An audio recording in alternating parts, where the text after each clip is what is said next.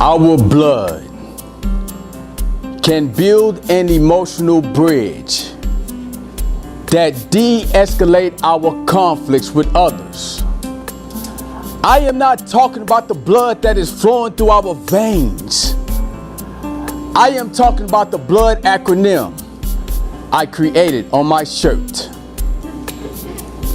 Brotherly love over our differences. Brotherly love is defined in the Webster Dictionary to show a kind and respectful attitude towards others. Today, through the power of a story, I will inspire you to de-escalate the conflicts in your lives by showing brotherly love over your differences. It's March 9, 2017. I'm sitting at home trying to write a speech for the speech competition, and I have the worst writer's block I've had in a long time. And I know that's something that everybody in here can relate to. I'm standing in the middle of a parking lot. It's 10 o'clock at night. The street lights are shining on my head. I'm practicing to an invisible audience, and I think nobody can see me. I look up and I realize someone is watching me. A white truck drives towards me. The headlights are shining in my eyes. I look at the side of the truck and it says, University Police.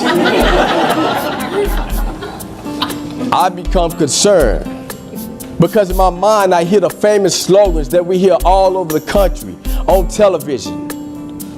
Black lives matter, blue lives matter. And then I see visions in my mind of black males and police officers having conflicts that do not end up too well. I make a decision in this moment. I will be kind and respectful to this police officer. He's sitting in his truck and he's staring at me and I'm staring at him. He gets out. He's about 5'8", has blonde hair and crystal blue eyes. He's heavy set in his mid-30s. He's walking towards me. I have some questions for you. Are you trespassing and are you on drugs? Who are you talking to? Officer, I know it looks weird. I'm practicing for a speech competition. And no, I'm not trespassing. I actually graduated from this university. Let me see your ID. Okay.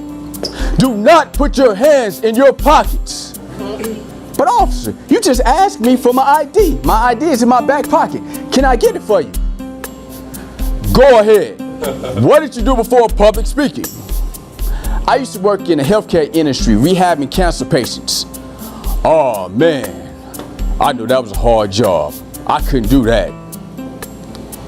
It was hard, sir, especially when my patients died.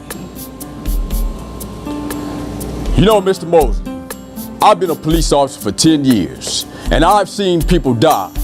And even though I did not have a connection with those individuals, I felt bad because I knew that was somebody's loved one.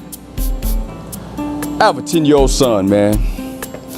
And every night I put my life on the line, hoping that I survive. Because there's one thing that I want more than anything in this world, and that's to be in my son's life. Because I want him to grow up and become a better man than me. At this moment, I have the utmost respect for this police officer.